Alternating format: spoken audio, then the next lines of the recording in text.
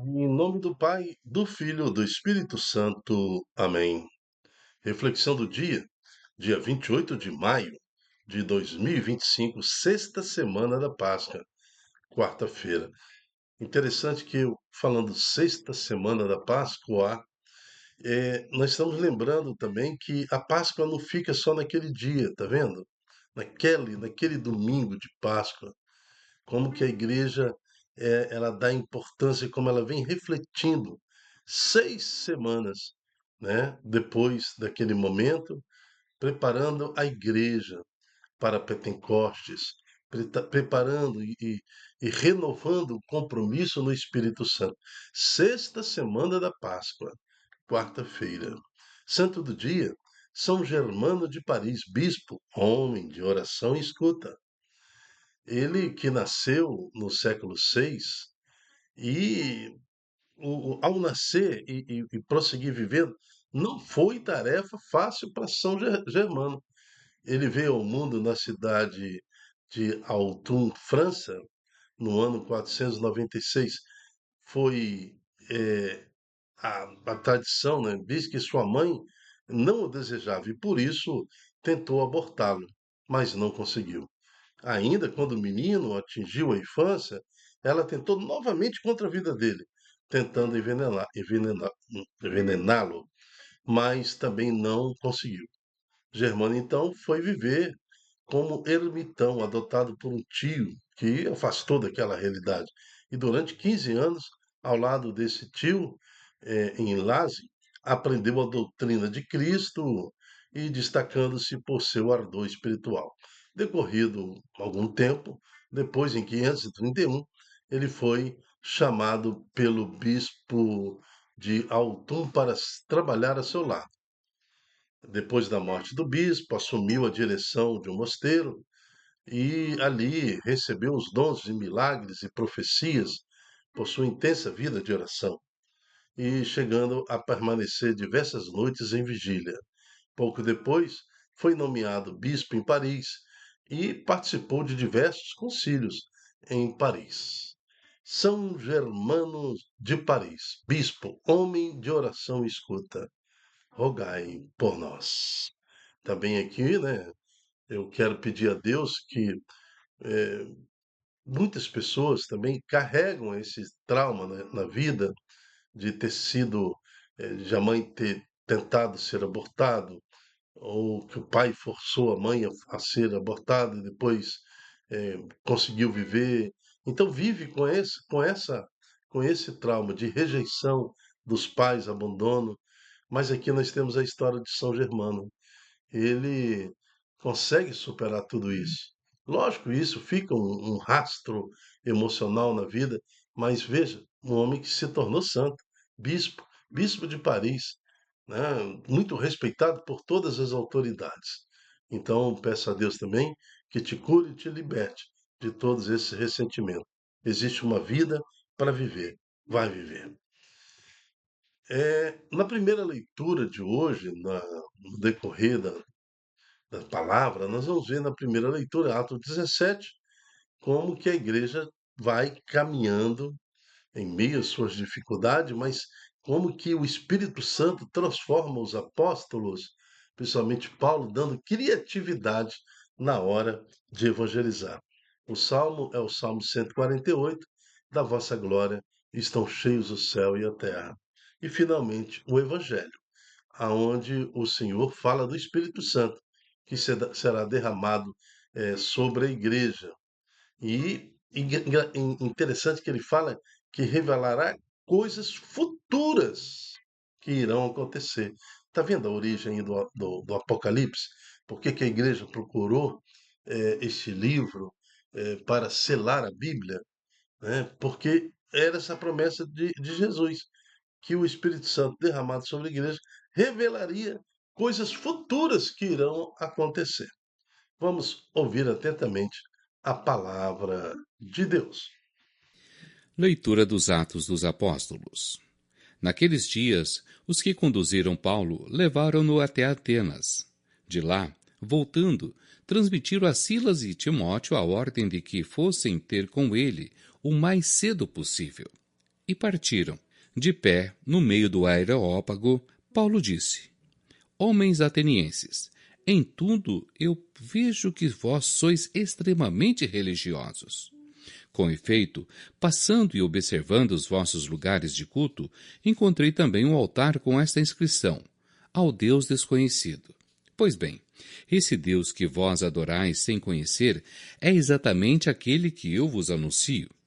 O Deus que fez o mundo e tudo que nele existe, sendo Senhor do céu e da terra, ele não habita em santuários feitos por mãos humanas. Também não é servido por mãos humanas, como se precisasse de alguma coisa, pois é ele que dá a todos vida, respiração e tudo o mais. De um só homem ele fez toda a raça humana para habitar sobre toda a face da terra, tendo fixado os tempos previamente estabelecidos e os limites da sua habitação. Assim, fez para que buscassem a Deus e para ver se o descobririam, ainda que as apalpadelas. Ele não está longe de cada um de nós, pois nele vivemos, nos movemos e existimos, como disseram alguns dentre vossos poetas. Somos da raça do próprio Deus.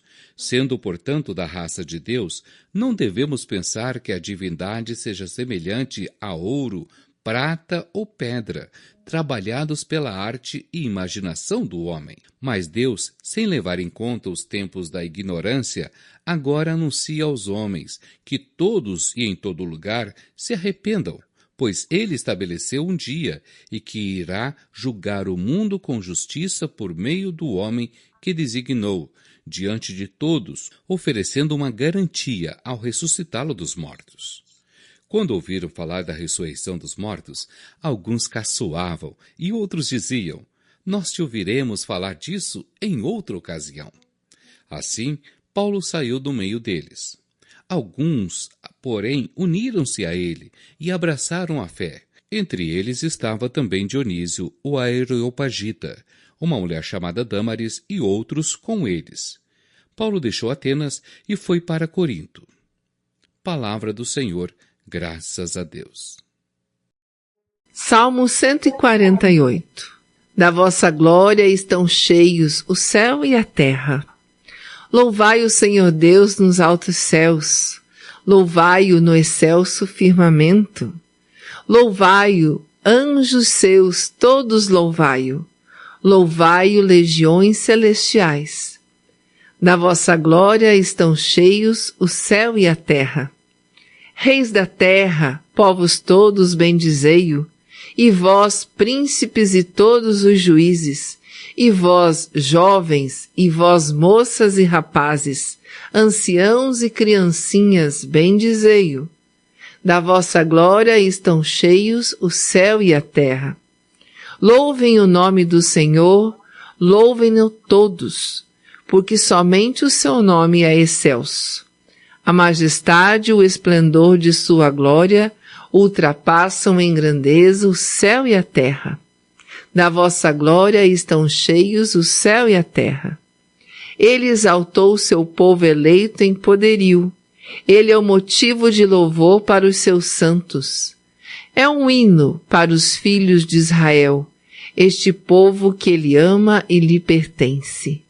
Da vossa glória estão cheios o céu e a terra.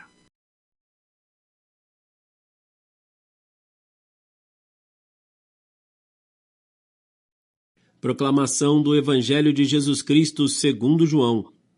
Naquele tempo, disse Jesus aos seus discípulos: Tenho ainda muitas coisas a dizer-vos, mas não sois capazes de as compreender agora. Quando, porém, vier o Espírito da verdade, ele vos conduzirá à plena verdade. Pois ele não falará por si mesmo, mas dirá tudo o que tiver ouvido, e até as coisas futuras vos anunciará. Ele me glorificará, porque receberá do que é meu, e vô-lo anunciará. Tudo o que o Pai possui é meu. Por isso disse que o que ele receberá e vos anunciará é meu. Palavra da salvação. Glória a vós, Senhor. Mais um texto bíblico que justifica a Santíssima Trindade. O Espírito Santo a terceira pessoa da Santíssima Trindade, é meu. Ele fala, ele é meu. Ele me glorificará, porque receberá do que é meu e vou-lo anunciará. Depois no versículo 15, tudo que o Pai possui é meu. Entende? Eu e o Pai somos um. Então ele fala do Pai, que é ele que é o próprio Filho, e agora ele fala que o Espírito Santo que é derramado sobre a igreja é meu, é meu Espírito, é o Espírito Santo que será derramado. Porque tudo que o Pai possui é meu. Por isso, disse que ele receberá e vos anunciará é meu, é o Espírito Santo. Então, não tem como questionar a Santíssima Trindade, visto que ela é lastreada por bases teológicas, bíblicas, muito bem estruturada. Por isso que nós louvamos e bendizemos ao Senhor. Neste momento onde a igreja nos prepara para relembrar a vinda do Espírito Santo em Pentecostes sobre toda a igreja, quando tudo começou. Esse Espírito Santo que foi capaz de dar aos apóstolos essa sabedoria, tá vendo? Em Atenas, falando, eles veem ali que tem um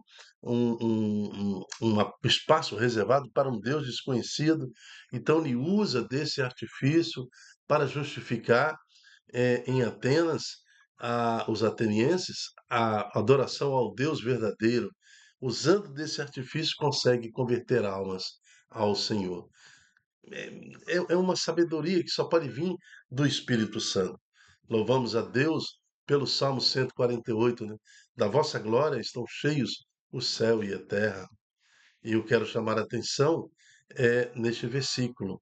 Louvem o nome do Senhor, louvem todos, porque somente o seu nome é excelso. A majestade e esplendor de sua glória ultrapassam em grandeza céu e terra.